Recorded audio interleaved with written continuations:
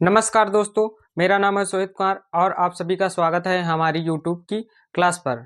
हम पढ़ रहे हैं फिजिक्स के अंतर्गत इससे पहले वाले वीडियो में मैंने आपको बताया था गति के समीकरण। गति के समीकरण आज जानेंगे क्या होता है गति के नियम। सबसे पहले जान लेते हैं कि जड़त्व होता क्या है, जिसको इंग्लिश में हम बोलते हैं इनर्शिया। इनर्शिया होता क्या है? कोई भी वस्तु अपनी स्थिति को बनाए रखती है जब तक कि उस पर कोई बाह्य बल ना लगाया जाए। कहने का तात्पर्य यह है कि अगर कोई वस्तु है, अगर वह विराम अवस्था में है या रुकी हुई है तो वह रुकी ही रहेगी जब तक कि उस पर कोई बाहरी फोर्स यानी बाहरी बल ना लगाया जाए, तब तक उसकी स्थिति में कोई परिवर्तन नहीं होगा। इसे क्या कहते हैं हम? जड़त्व यानी इनर्शिया। अब जड़त्व होता कितने प्रकार का है? तो जड़त्व तीन प्रकार का होता है। पहला होता है विराम जड़त्व। इसमें जो वस्तु विराम है वह विराम की अवस्था में ही रहेगी। दूसरा है गति जड़त्व, यानी कि अगर कोई वस्तु मोशन में है तो वह मोशन में ही रहेगी। तीसरा दिशा जड़त्व, अगर कोई वस्तु एक दिशा में जा रही है तो वह उसी दिशा में जाएगी जब तक कि उस पर कोई कौन सा बाह्य बल न लगाया जाए। अब जड़त्व के आधार पर गति के नियम बनाए गए। गति के नियम बनाए गए जड़त्व के आधार पर। गति का प्रथम नियम क्या कहता है? गति के प्रथम नियम को ही हम कहते हैं जड़त्व का नियम या गैलीलियो का नियम।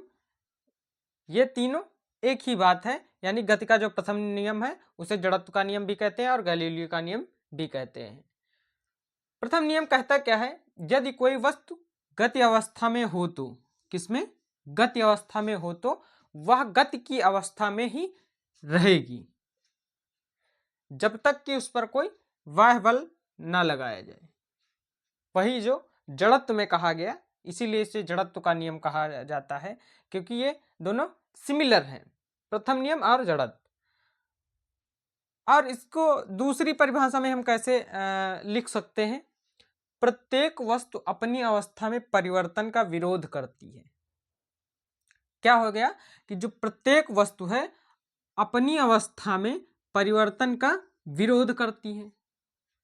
यानी जैसे मान लीजिए ये मार्कर है, इसको मैं रख दूं ऐसे, तो अगर मुझे इसको एक जगह से दूसरी जगह खिसकाना है तो मुझे फोर्स लगाना पड़ेगा, और यह मार्कर भी जो मैं फोर्स लगाऊंगा उसके विरोध में काम करेगा। और आगे क्या कहा गया? जो अवस्था बदल दे वही बल कहलाता है। जब मेरा बल इस मार्कर के लगाए गए बल से अधिक होगा तभी इसकी स्थिति को चेंज कर पाएगा। जैसे कि एग्जाम्पल के थ्रू समझ लीजिए, बस में बैठे यात्री ब्रेक मारने पर आगे की ओर गिर जाते हैं। आपने देखा होगा, बस में सवारी की होगी, तो जब बस कंटिन्यू चला करती है, कहीं बीच में अचानक से कोई ब्रेकर या कोई गाड़ी आ जाने के कारण जब ड्राइवर ब्रेक मारता है तो हम सब आगे की ओर झुक जाते हैं। उसका कारण क्या है? यही अपना गति का प्रथम नियम, जिसे हम जड़त्व का नियम कहते हैं। हम बैठे हैं तो हमारी जो शरीर है वह विराम अवस्था में है, तो वह विराम अवस्था में ही रहना चाहती है। फिर दूसरा क्या है? कंबल को झाड़ने पर धूल के कण का बाहर निकल जाना। कंबल होता है, उसको ऐसे में झाड़ते हैं तो क्या होता है कि जो धूल के कण होते हैं बाहर निकल जाते हैं। जो धूल के कण होते हैं वो विराम अवस्था में होते हैं, तो वह विराम अवस्था में ही रहना चाहते हैं। अब जान लेते हैं संवेग, जिसे हम मोमेंटम कहते हैं। मोमेंटम क्या होता है? द्रव्यमान और वेग का गुणनफल संवेग कहलाता है। किस किस के? तो द्रव्यमान यानी m और वेग v के गुणनफल को हम संवेग p कहते हैं। संवेग को हम p से डिफाइन करते हैं। p बराबर m इंटू v, या इसको हम दूसरे प्रकार से लिखे तो F बराबर ma। F means force, m means द्रव्यमान, a मीन्स त्वरण। फिर आते हैं गति का द्वितीय नियम। गति का द्वितीय नियम क्या कहता है? किसी वस्तु पर लगाया गया बल द्रव्यमान एवं त्वरण के गुणनफल के बराबर होता है। किस किस के? m into v into a के बराबर होता है f। यही जो F बराबर ma है, यह गति का द्वितीय नियम है।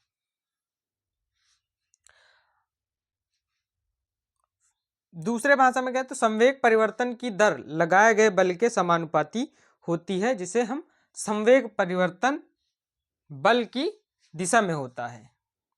क्या कहा गया? संवेग परिवर्तन की दर लगाए गए बल के समानुपाती होती है तथा संवेग बल की दिशा में होता है।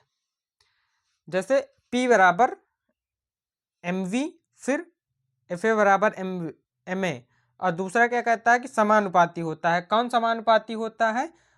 तो जो बल है F समानुपाती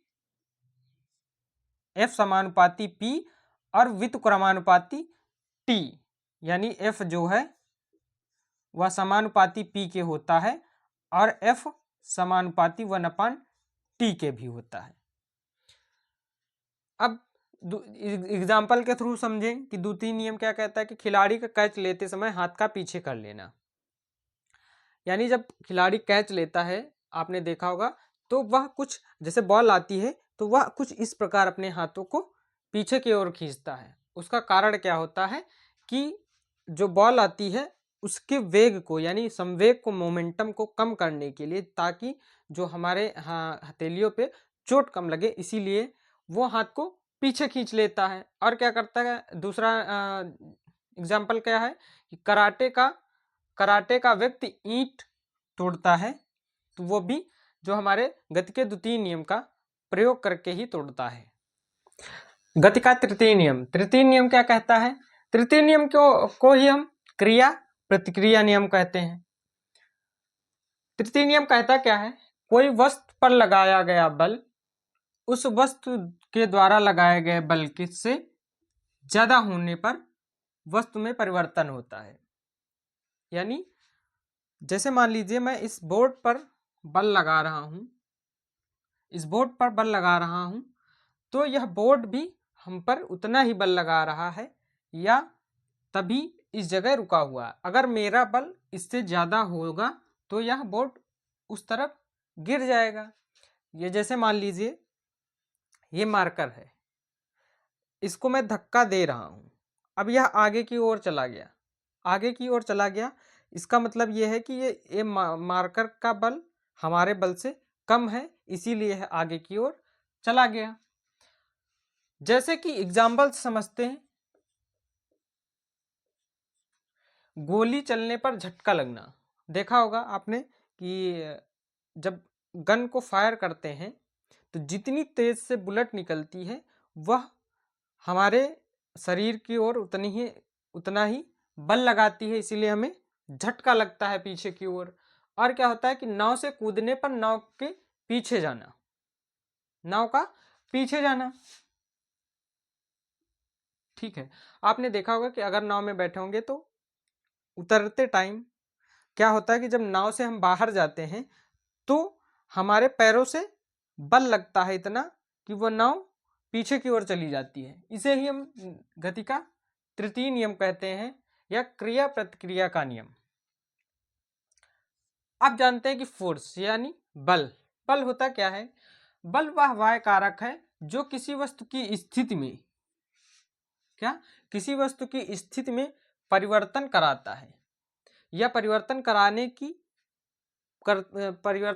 का प्रयास करता है, तो उसे हम बल कहते हैं। किसे? बल एक प्रकार का वह कारक है जो किसी वस्तु की स्थिति में परिवर्तन कराता है या परिवर्तन कराने का प्रयास करता है, उसे हम बल कहते हैं। जैसा कि आपको अभी मैंने पहले भी बताया, F बराबर ma, यह बल का सूत्र होता है। m द्रव्यमान होता है उस वस्तु का, और a एक्सीलरेशन होता है जिसे हम हिंदी में त्वरण कहते हैं। अब इसका मात्रक निकालते कैसे हैं? तो F का मात्रक निकालना है बल का, तो m का हम जानते हैं किलोग्राम,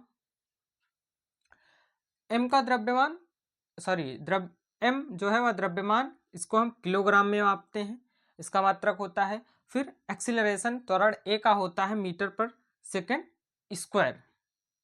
सेकेंड स्क्वायर होता है। इसी को हम बोलते हैं न्यूटन।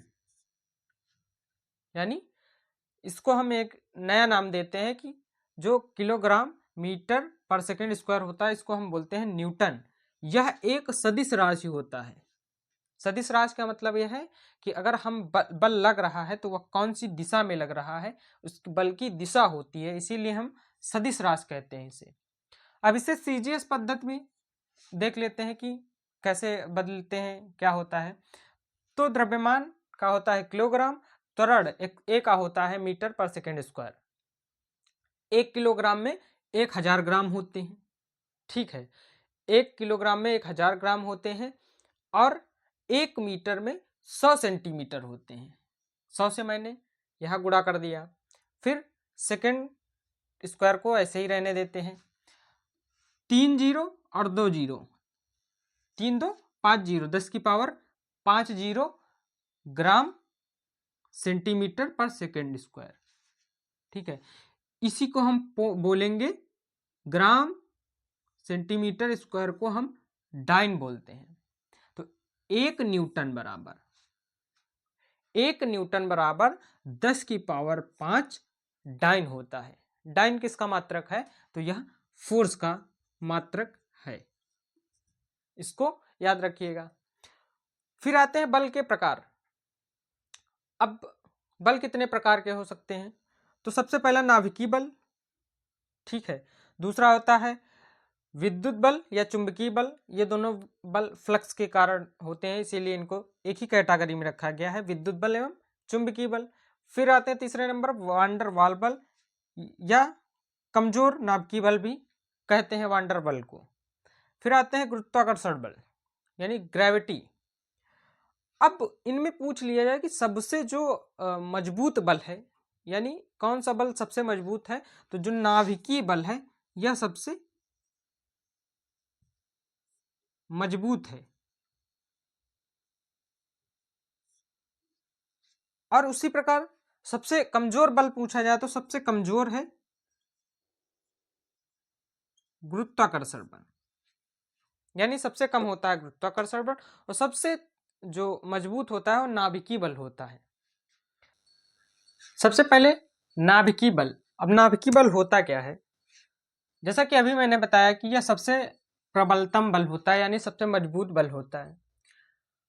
अब यह काम कहाँ पर करता है? तो काम वहां पर करेगा जहां अत्यंत कम दूरी हो पर लगता है यह बल, यानी जब अणु बहुत ही पास पास होंगे वहां पर नाभिकीय बल कार्य करता है, यानी न्यूक्लियस फोर्स वहां पर लगता है। कहां पर? जैसे दो पिंडों के बीच की दूरी कितनी हो, 10 की पावर -15 मीटर हो, तभी यह कार्य करता है। अगर उससे ज्यादा हुई तो फिर जो विद्युत चुंबकीय बल कार्य करेगा। कहां पर लगेगा?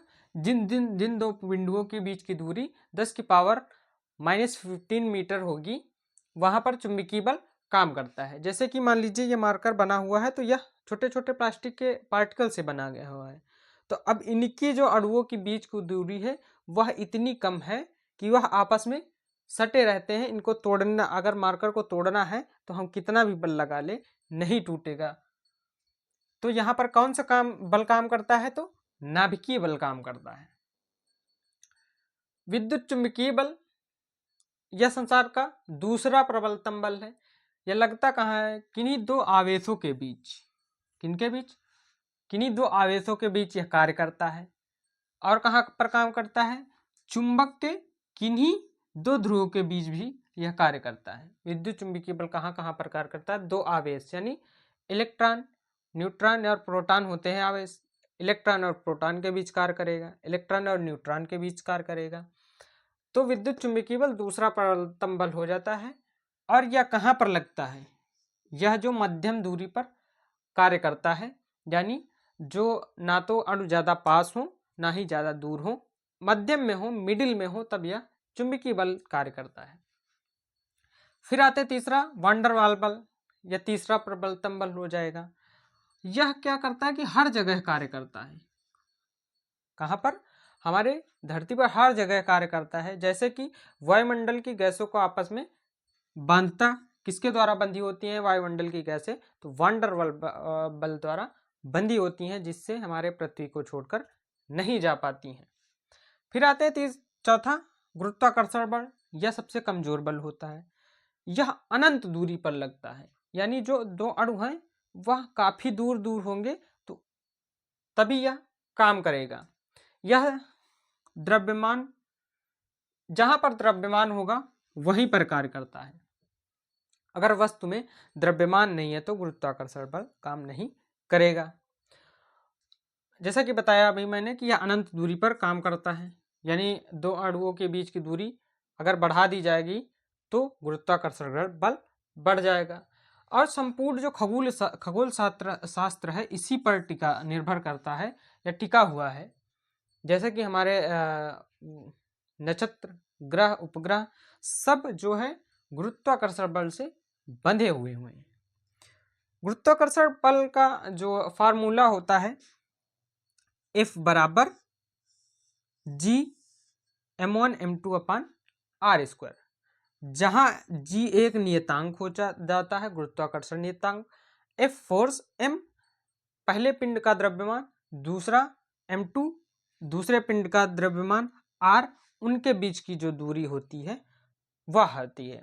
तो F बराबर हो जाएगा डायरेक्टली प्रोपोर्शनल m1 m2, यानी पिंडों के द्रव्यमान के डायरेक्टली प्रोपोर्शनल हो जाएगा, और उनके बीच की दूरी के व्युत्क्रमानुपाती यानी इनवर्स प्रोपोर्शनल हो जाएगा 1/r स्क्वायर।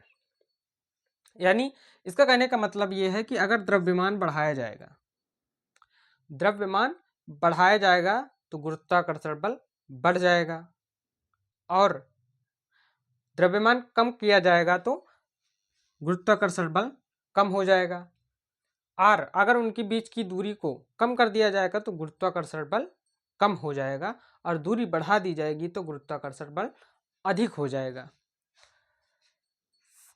अब बल से जुड़ा एक तथ्य और जान लेते हैं कि बल आघूर्ण, जिसे हम टॉर्क कहते हैं, टॉर्क लगता कहाँ पर है तो किसी वस्तु को उसके अक्ष पर चारों ओर आसानी से घुमाने की प्रवृत्ति को बल आघूर्ण कहते हैं।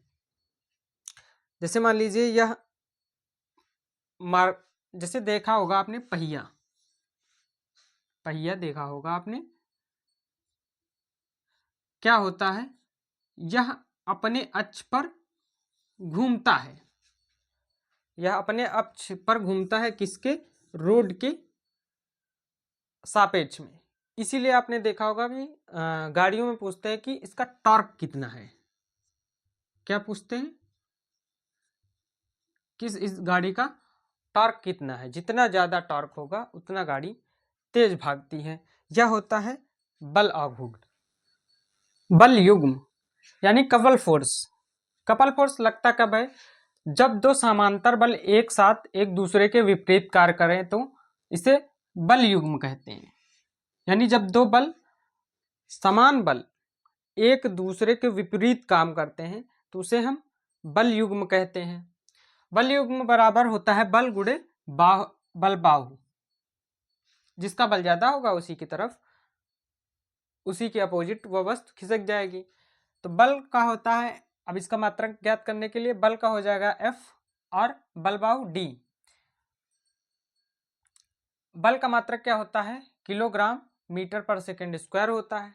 D ये बाहुबल का द्रव्यमान हो जाता है। इसी प्रकार आगे देखेंगे कि किलोग्राम द्रव्यमान m square upon s square. Application जैसे कि होता क्या है, लगता कहाँ है,